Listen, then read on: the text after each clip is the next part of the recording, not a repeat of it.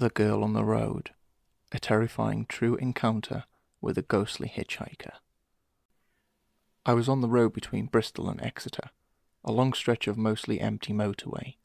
It was just past midnight, and I was driving home from a late shift, exhausted but too wired from work to feel it properly yet. The road was quiet, the kind of quiet that presses in on your ears until your own breathing feels like a violation. It was somewhere near Taunton when I first saw her. A young woman stood on the shoulder, thumb extended, pale in the glow of my headlights. She wore a long, white dress, strange, like something out of another era, and her hair was soaked, like she'd just stepped out of a storm, except the night was dry. I passed her before I could even think, but my hands moved on their own, flicking on the indicator and pulling onto the hard shoulder a few meters ahead. I looked in my mirror. She was gone. I blinked, frowned, and then jumped as a sharp knock hit the passenger window. She stood there, closer than she should have been, too fast, too quiet. She opened the door and got in without a word. Water pooled onto my seat from her clothes, and she smelled of earth and wood smoke. Still, something in her, sad, faraway expression stopped me from questioning it. "Where are you headed?" I asked. "Anywhere but here," she whispered. That should have been my first red flag, but I drove. We made awkward small talk. She said her name was Eliza, and she lived nearby, but didn't explain why she was out there, alone, dressed like a Victorian ghost. She said her phone had died and that she'd been walking for hours. When I asked where to drop her off, she just said, "I'll know when we get there." Creepy? Yeah, but I felt sorry for her more than anything. She seemed lost, and cold, and alone, in a way that went beyond being physically alone.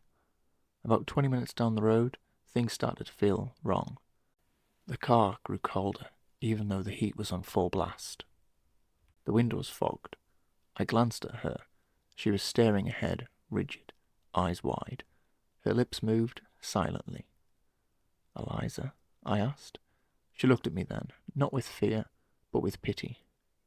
"You should have kept driving." I slammed on the brakes. She vanished. Just gone.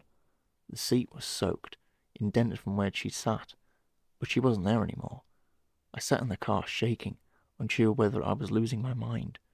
Eventually, I drove on.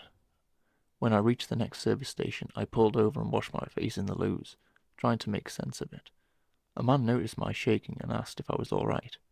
I told him about the hitchhiker. I expected him to laugh, but his face went pale. "You saw Eliza?" he asked. "Apparently, everyone around here knows about her. She's been seen for decades, always in white, always soaked. The story goes she died in a car crash on the very stretch of road back in 1963. Her fiancé was driving. He lost control. She died instantly. He survived but vanished months later. Some say he went mad. I didn't sleep that night. But here's where things get twisted. About a week later, I received a letter.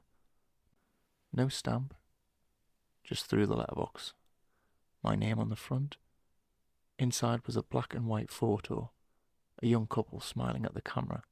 I recognized her instantly. Eliza. On the back, in careful handwriting, "You did stop. Thank you. E."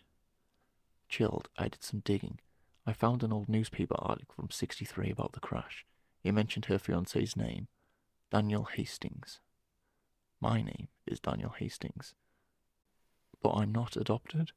I'm not related to them, at least not directly. Or so I thought. Curiosity consumed me, and I asked my grandmother if she knew anything. Her face crumpled. Eliza was her sister.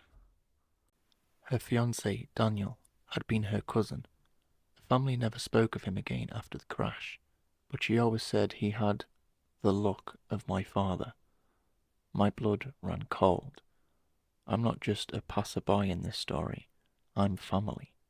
I think Eliza knew. I haven't seen her since, but that was a week ago. And now, things are different. At first it was subtle. Glimpses, reflections. I'd catch a pale shadow in the wing mirror, a silhouette in the shop window. I'd turn and there'd be nothing, or no one who matched what I saw. But it kept happening. The worst was 2 nights ago. I was brushing my teeth, bathroom light buzzing softly, when I looked up and saw her standing in the hallway behind me, just out of focus in the mirror. The same soaked dress, the same dead, distant eyes. By the time I turned around, she was gone, but the floor? Wet. Now I feel her, watching, every night, just beyond my field of vision, not moving, not blinking, just there. At work, I feel cold air on the back of my neck. When I lie in bed, I hear the drip, drip, drip of water, though nothing in my flat leaks. I thought maybe it was in my head. But last night, as I sat parked in my car, trying to gather the nerve to drive home, my phone lit up.